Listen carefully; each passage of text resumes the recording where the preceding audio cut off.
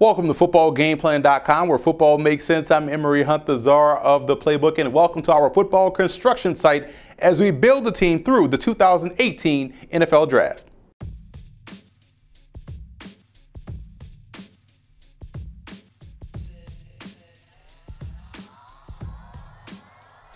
You always hear others say that this particular draft is weak, or wait until next year to take this particular position, or the draft is an inexact science. Well, we at Football Game Plan believe that all three of those statements are huge myths, and we are here to show you why, as we will infuse talent onto each NFL team to make them better.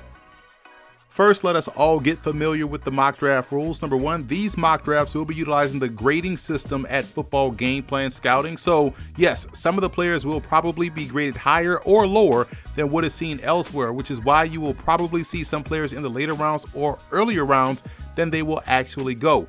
Which leads me to my second point. These picks are based off what I would do as the GM, not based off what I think will happen or what will happen, of what I've heard. They're based off what I would do if I were the GM, based off what I perceive the team needs to be. And finally, it's just a mock draft. Sit back, relax, and enjoy the video. Also, to check out those rankings or gradings of these prospects, visit the website at the bottom of the screen. The Baltimore Ravens have drafted pretty well, especially on the defensive side of the football in recent years, and as you can see with the team needs, there's still some work to be done on the offensive side. In round one, I went with tight end Mark Andrews out of Oklahoma. Andrews' game is very similar to Jason Witten when he came out of Tennessee. The Ravens need to add some juice to their passing game, and in free agency, they addressed the receiver position. With this selection, they now address the glaring need at tight end. In round two, I went offensive line with center James Daniels out of Iowa. Like I've said before, you can't go wrong with an Iowa offensive lineman, especially when Kirk Ferentz is still the head coach. I think Daniels can be an instant starter up front for Baltimore. Marcus Allen out of Penn State was still available in this mock draft and would give the Ravens a solid third safety that they can utilize in a multitude of ways. Allen is a hard hitter and very strong versus the run.